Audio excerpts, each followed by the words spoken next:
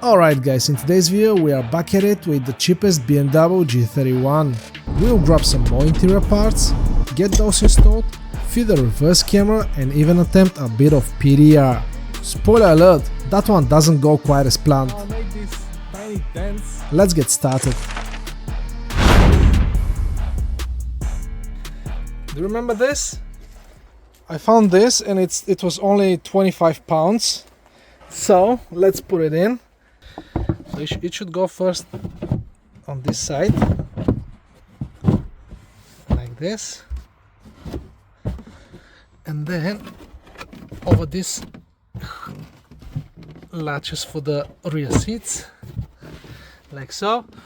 Two plastic clips, one here, and this is installed. This here is for the gas strut that is holding the lid up. This lid, I've checked everywhere on the internet. First of all, not many people are selling this because I suppose boot floor with rails like that are quite rare, so not so many on the market. And this thing alone cost 150 pounds used just for this thing.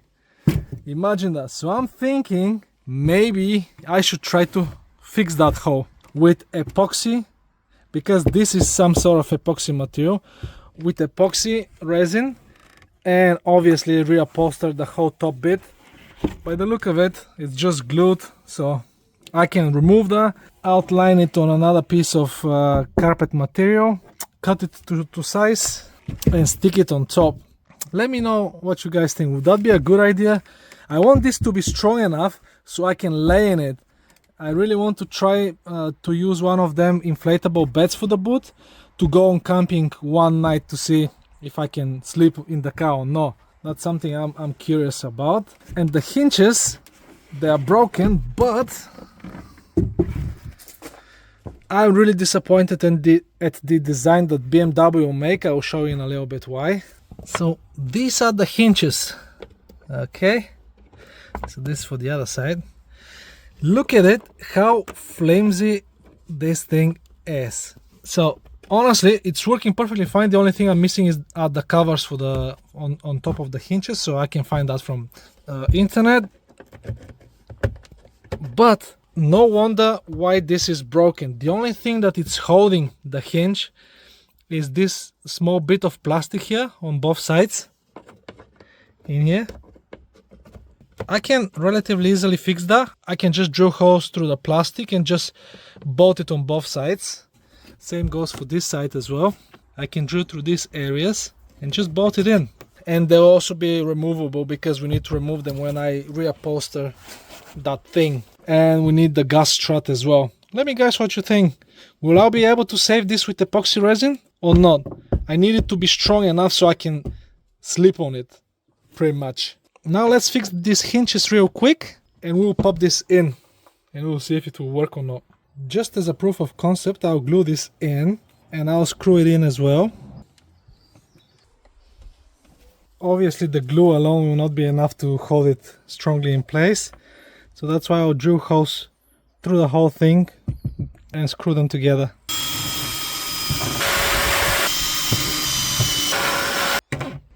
Okay, now looking at this side, I can see that here is where the caps will go, so that's why I'll put the screws on the other side. The cap will be on this side, not the nut. Okay, so I grinded the caps so they'll fit nicely in there.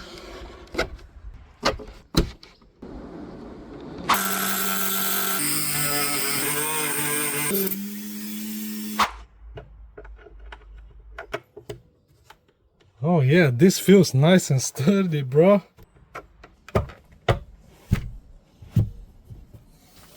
Okay, with this we have fully working door here, fully working boot floor. Let me know guys in the comments, what should I use to fix that hole over there? It would be greatly appreciated. And now I need to remove all that again because I cannot fit the seats with this thing in.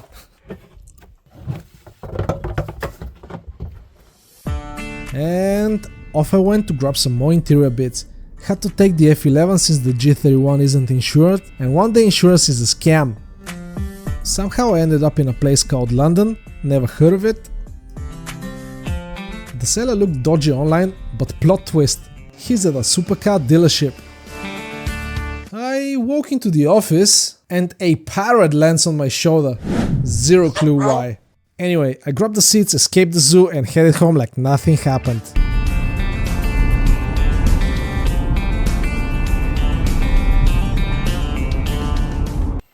Okay guys, I was able to source the rest of the back seat apart from the side pieces. So, as I said, I bought this for 40 quid. This was 40 pounds and these two were 80 pounds. So, all in all, 160 quid for the back seat. To assemble them, we have this thing here. To put the seat in, you must go in like this. And now if you lift it up, it locks, and it locks in there as well.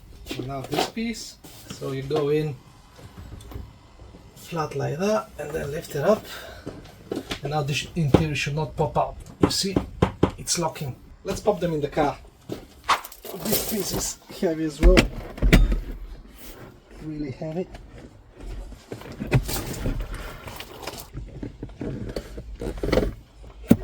Oh my god, why this is so heavy, guys?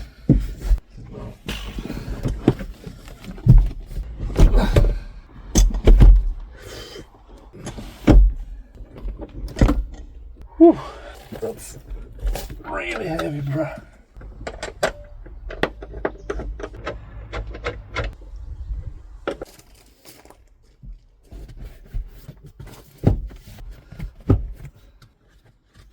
Nice. Here you go. The only pieces that I need are these side pieces and we'll be good. This should get in from here first.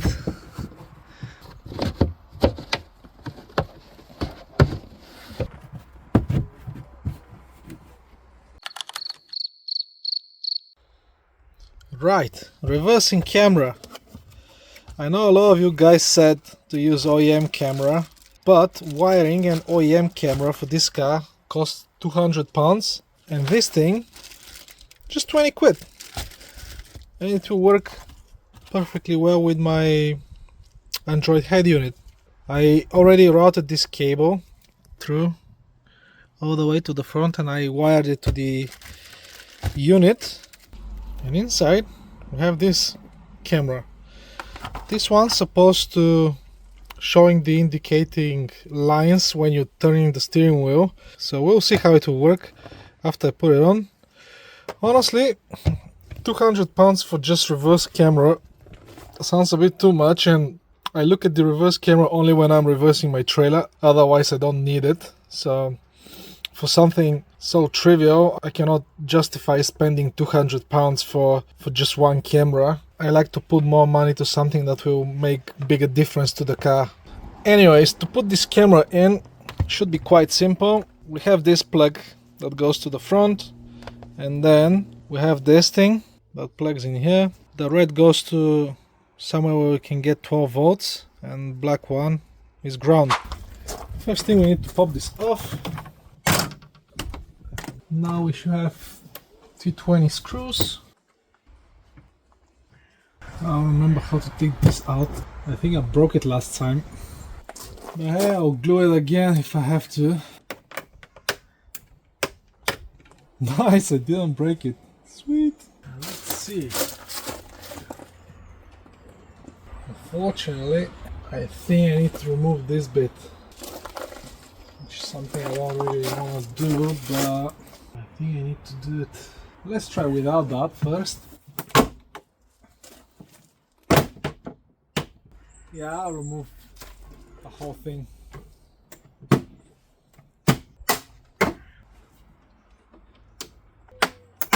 That sounds like they're gonna break any moment.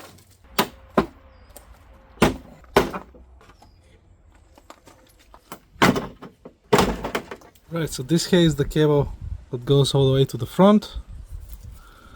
I need somehow to reach in there to press on the tabs.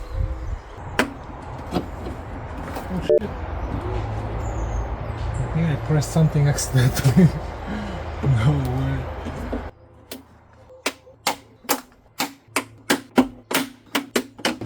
Oh no. don't stop. I was pressing on that button. Now I need to move that switch to the other housing with the camera in. There are 6 stops, and somehow I need to figure out how to move them. Wow, that's in there good, man. Well done, BMW, making this literally nearly impossible to take apart. Oh nice, I broke it. Oops, I broke this one as well. Okay. Wow, that was something. Now, this looks a bit different though. Oh no, this is not perfectly the same. Shit. You see, we have this thing here. Okay, we'll chop it off, or maybe chop this off. But the button is working. Yeah, the only thing that is stopping us is this thing, so I'll chop it off.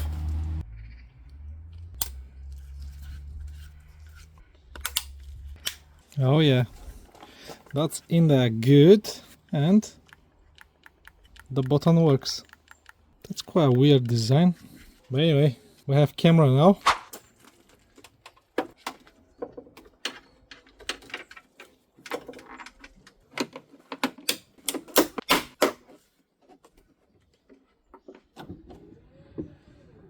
Okay, we tested that the switch work. This is how this looks from the outside. So yeah, not too bad. Obviously we need to clean this up. Yeah, camera is sticking out from there. Sweet. I'll rub this with this harness tape, so it's not gonna make any sounds from vibration. The wire will be nice and protected. It looks more professional like that. We need to make sure that this will not unclip.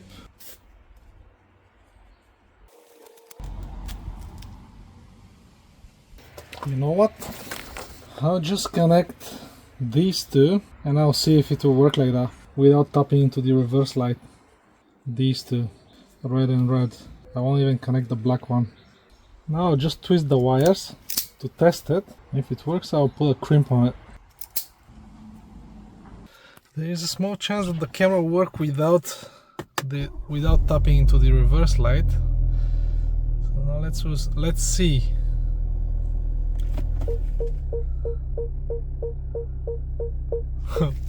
Okay, it does work, and this thing works as well.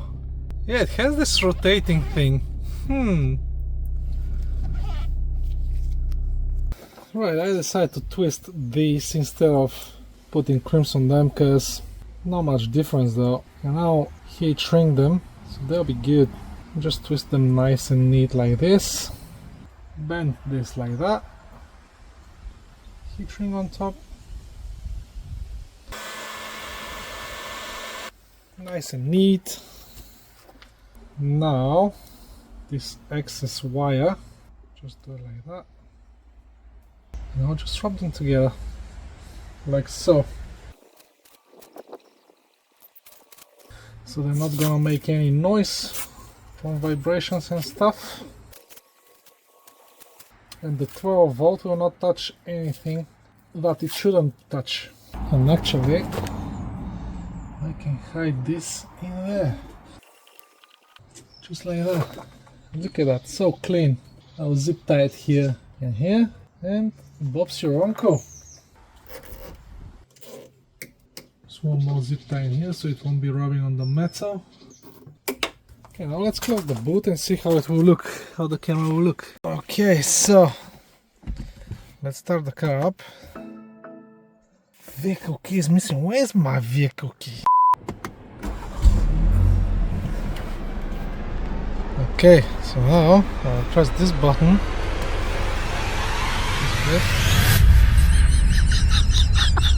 Really nice reverse camera. Amazing. What the fuck? Okay, now look at that. Camera works fine. I'm closing the boot. And it's going to shit. Okay, so this means when the cable is twisted, when the tailgate goes down, it's causing this signal interference. So there are two possibilities. Either the cable is faulty or it's pinched somewhere, I think. Problem with that is I've run it underneath the headliner, so I need to remove the headliner to see what's the deal with this cable. I mean, what the actual f***, mate? Okay, so the way this works is the cable for the camera goes in there around the factory wire shroud and then goes in there, loops around like that, does like 180 degrees, and it's going all the way to the front of the car. I think where this loop is, when the cable is twisting like that with the tailgate going up and down, it's maybe pinching or maybe the cable is faulty. So what I'll do, I'll just lower the headliner a little bit to get to that loop, which is here behind the speaker somewhere, and most likely just move the wire, because I have quite a lot of wire in here. You can see that's a lot of extra wire. I'll just move the twisting point further away to make the cable not making sharp twists. So hopefully this will solve our issue. But unfortunately I need to lower the headliner down, which means removing this bit, removing that, removing all the stuff on this side, and just unclip it. There are two clips in here. Just lower it enough so I can see the cable in there.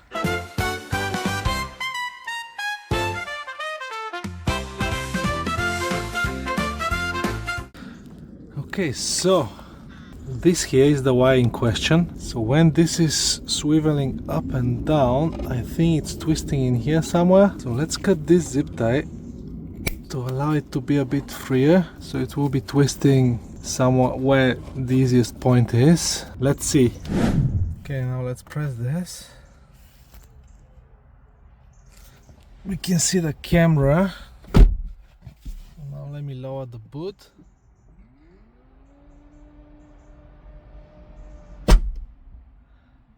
Okay, so now I'll be playing around with the cable in the back, and we'll look at the camera in front to see if something will fix it. Oh my god, you see the signal there? I was playing around with this wire and nothing was wrong with it. No, it was not changing the picture. When I move it, I was thinking when the cable is twisting it's doing something, but no. It turns out, you see this here? If I touch this wire to this metal bolt, all that noise is gone. So the better the ground is, the cleaner the image is. You see? So I'll put a crimp on this and we'll bolt it to this, we'll see. Okay, so it turns out the more you know. So when I connect it to a proper ground, the image gets nice and clear. I don't know why this happens only when the boot is closed, but I suppose that signal needs ground for some reason, that positive needs a ground for some reason. Let me know in the comments, why do you think this happens? Why it works when the boot is open and why it doesn't when it's closed? That's bizarre to me. But with a proper ground, works amazingly. Yeah, look at that sharp image. Right, so now let's do something here with the grounding situation. And unfortunately, because of my stupidity, I removed that, but actually I didn't have to. The cable routing was perfectly fine. The problem was this. I don't know why I didn't think of that, but you know, you live and learn. I've put the wires in the boot the same way as they were. Now I need to figure out where to get this ground to. So first, let me feed these wires through nicely, because we want clean look, not look, but wire cable management. Zip tying it together with the factory loom. I know this looks a bit messy, but you'll see after I'm done. This is how they do it from BMW, so I'm just copying and pasting, because I saw them doing a lot of loops like that in the harness, in the original harness.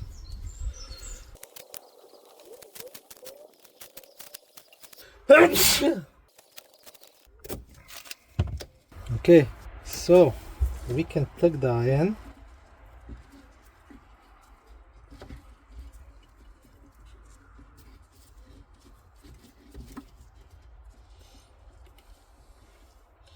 I was criticizing the police for using so many zip ties, And here I'm doing exactly the same thing, but like this. Wires are nice and secure.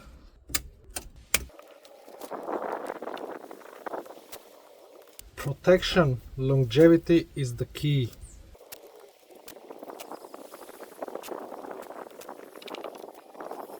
Okay, so I have this size one of these, but this bolt here looks bigger, so I'll try to get ground from this bolt here that's screwing to the boot for the wiper mechanism. Let's see.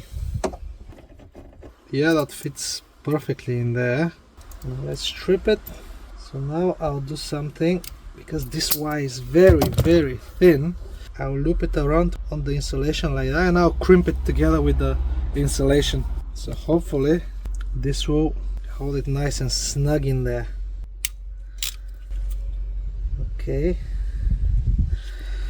Something didn't work quite well this time. Damn. Take two. I think this is not made for such a small gauge wires, so that's why I'll crimp it first on the first bit for big gauge wires, and after that I'll crimp it with the small thing. Yeah, most likely this was the reason, because now it crimped nicely. So I'll move to the second hole, because I want to make a nice snug fit. Honestly, I think this will be it, because I'll mess up the crimp again. I don't want to do that.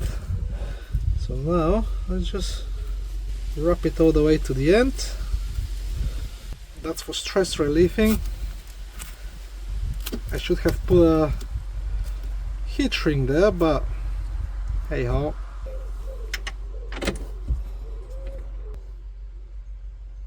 Let's test it. Let's see if we have good ground or not.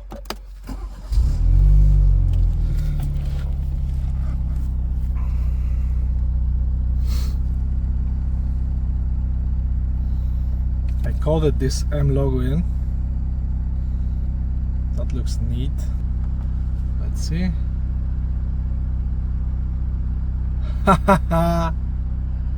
Yeah, boy. We have reverse wire. Yeah, camera works fine. Let's see. Oh yeah, zero latency. Oh, that's so good, man. Oh yeah. Okay, now we know that the camera works, our ground works. Let's do final tidying up of the wiring. Oh my god, autumn is already here, guys. What happened to the summer? Jesus, just flew away. But now the summer gone. Okay, nice and clean. So now we can pop all these covers back.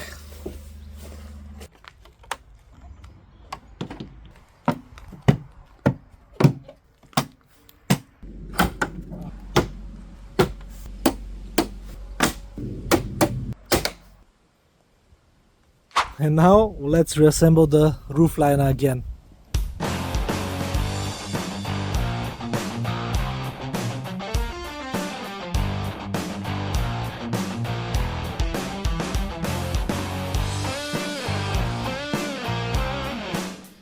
Okay, so the headliner is in, looking mint. Now let's finish this up.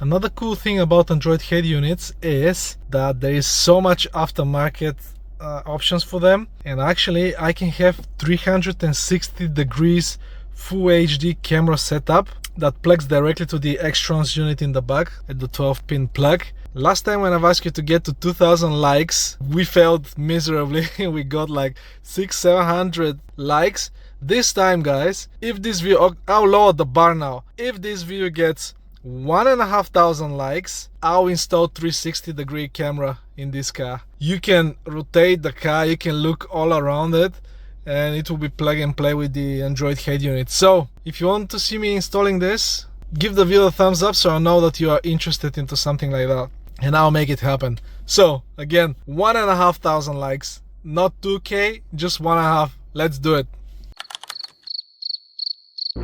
I decided to give the car a quick wash before attempting some paintless dent removal.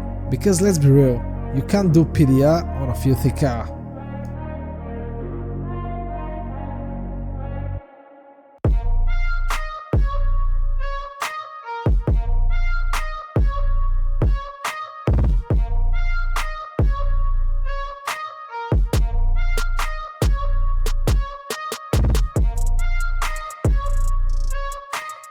And now I'll dry the car while it's inside the garage because too much rubbish is falling over it.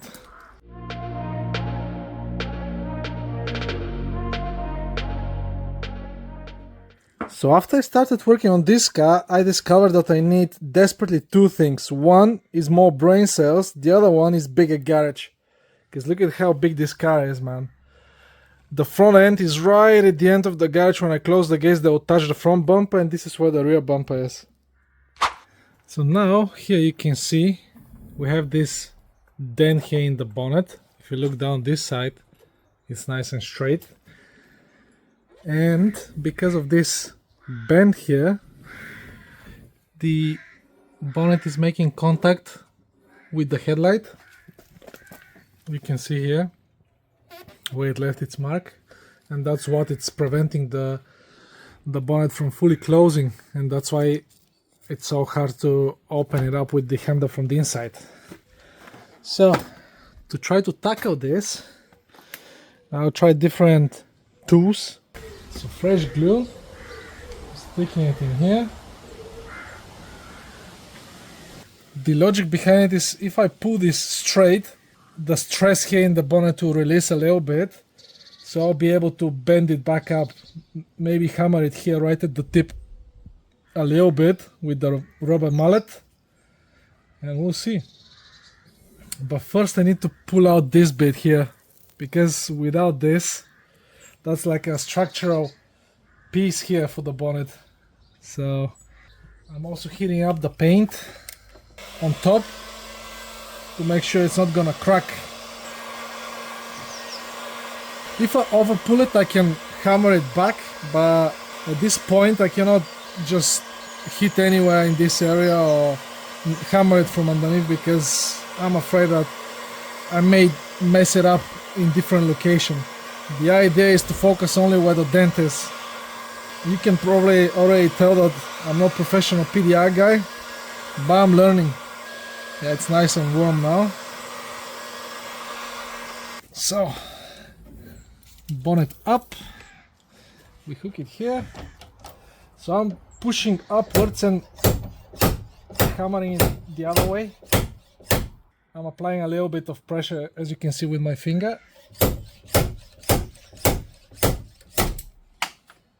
Okay, this one gave up a bit too early for my preference, but I think I'm pulling it out slowly but steady. So now I'll tap it a bit more on this side, trying to get this flat, and I'll pull after that a little bit more on the inside. But I need to get it really nice and hot here before I start doing anything. So let's see if this will improve the situation. Even just heating this up feels like it's straightening the metal, bro. Feels like I'm doing something. No way. I'm actually doing something, man. Okay, now I'll pull a little bit more on the other side.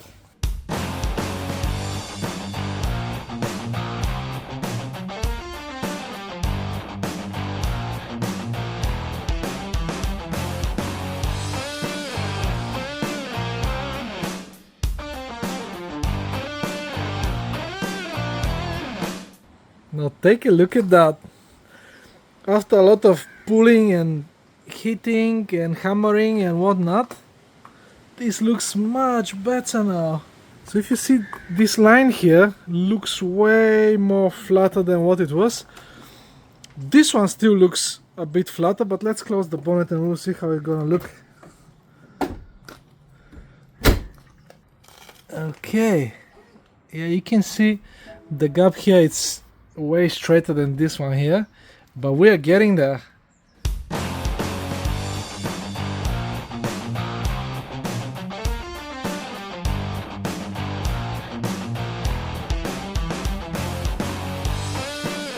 Okay, so we're moving slowly, but you see how this area here is straight, but our one is going inwards on this side. You can see how it's going inwards, and here as well. So I need to focus my efforts of pulling out this bit, and hopefully this will open up the top end of the bonnet, because now this is nearly straight, but from here on to the right side, that whole thing is going down, and it should be somewhere about here. This line should be somewhere about here. So I still have a lot of pulling to do, and hopefully I won't damage the paint in the process. But yeah, I need to pull out this bit. It's massive, and I'll stick the biggest one of them sticky things I have, and I'll pull as hard as I can.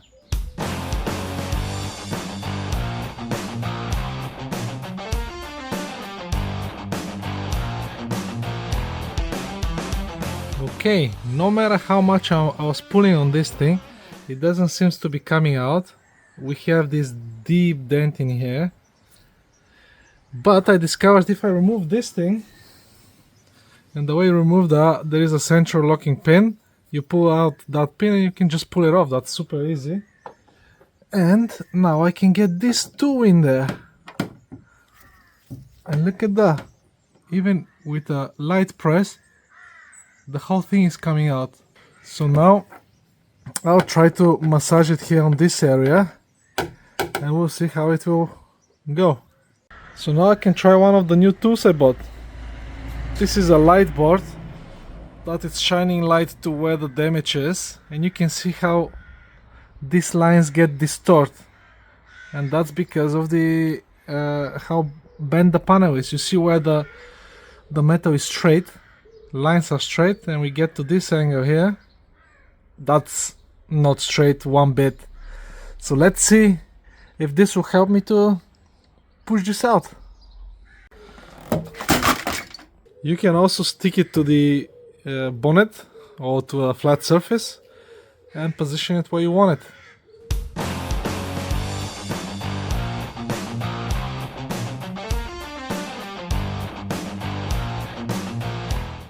Do you remember in the first video when I said I never done successfully PDR?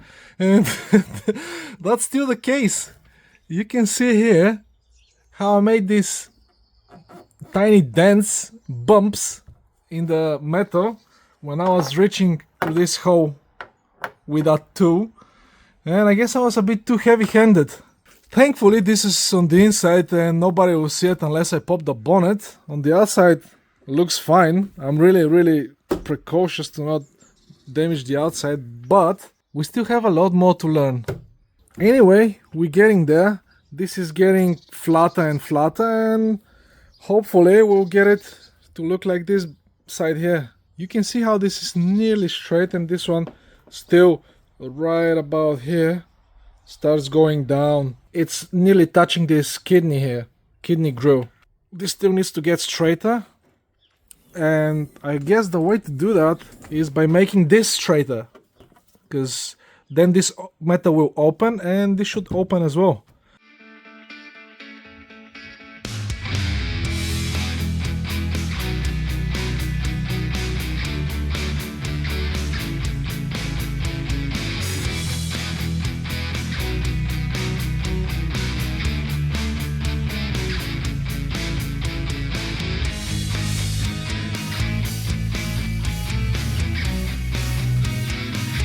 I'm slowly starting to learn how the metal behaves when you push it in different directions. But what do you guys think? How long this process took me so far? 1 hour maybe? 2 hours maybe? Guess again. More than 8 hours so far I spent only on this shit here. Imagine. Huge shout out to all the PDR guys who are doing this professionally. This takes so much time. If you're a PDR guy, could you tell me in the comments below how long it would take you to fix this kind of damage. Honestly guys, I can keep on doing this forever. This is how far I managed to get it. There is still a small dent here, but it's been more than 10 hours now and I'm dealing only with this thing. And there are so many other issues with this car that needs fixing. I finally need to see some progress because I'll go insane. So let's close the bonnet and see how it looks. I'll put this in fix later stage because yeah, there are so many other things that need fixing first. Okay, the moment of truth.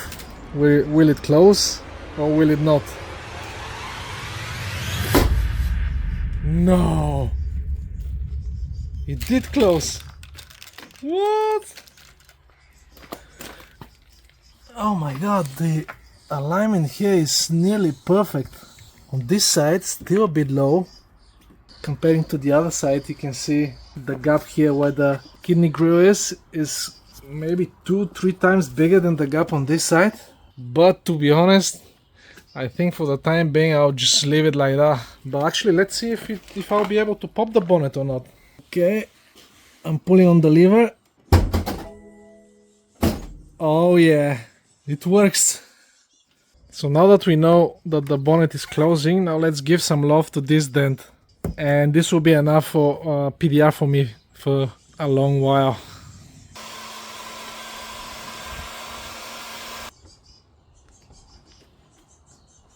Oh, that's stronger than I thought.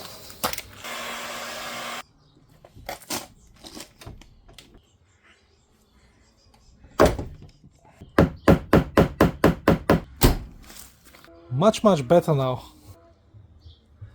What's the most important thing now is that the bonnet opens and closes with no issues. So I'm happy at this stage. Okay, I'll try something different now. This is a spring compressor. I'll hook it underneath. I've put some tape here to not scratch the paint too much. And I'll pull towards me and then I'll knock down this bump here and we'll see if this will straighten it up. Honestly, it's a bit scary to be knocking like that on the paint, but maybe we're doing something. I don't know. I think it's coming out. I need to push real hard, but... Oh yeah, it's definitely coming out.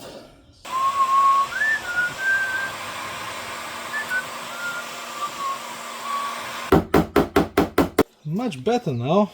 You can see a little bit of waving here, so I'll have to pull some bits out, knock down some other stuff, but let's not practice too much on a 500-600 quid bonnet, shall we? There are way cheaper panels in the car that I can practice my PDR on, like the side wings. But let's see, because I can see I started making like a small wavies in the panel, like there is one here. So I'll have to get more experience before I start fixing these things. But I think I've put it quite a lot, so let's close it and see. Yeah, it's a bit out. It's not touching the grill here, so it's good for now. We still have a little bit of sticker remaining here underneath the badge, so let's pop the badge out and remove that sticker. So the way BMW badges work, they have these two things. They're going inside these rubber things, but that's not rubber anymore. It has a little bit of flex in it, but if your badge doesn't want to stay in place, it means that these are weathered. They're becoming plastic pretty much, and they should be rubber. Okay, let's remove that. Wow, I can see fresh, brand new paint underneath this thing. Look at that. Yeah, wow. Not a single scratch on it. I really hate buffing cars, but I think this one is one of the cars I will buff. So stay tuned to see this one. What? Shame on them, man. They've cut this thing around with a scalpel blade or any kind of blade and they damaged the paint underneath. Here I can see lines. Come on, guys, don't do stuff like that. Good thing is that the bonnet is aluminium, so it won't rust, even if I don't touch this up. Plus it's not visible underneath the badge, so I'll let this one slide. Yeah, look at that nasty scratch here. Okay, I need to use alcohol because this is some glue residue.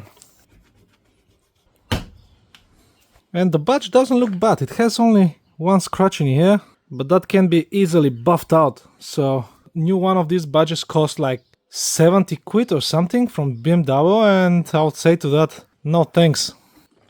Oh no, you can see that scratch from the outside. Next thing will be to fix the hose permanently.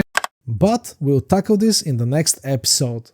Smash like, drop a comment, hit subscribe, and I'll see you next time. Hopefully with 0 parrots.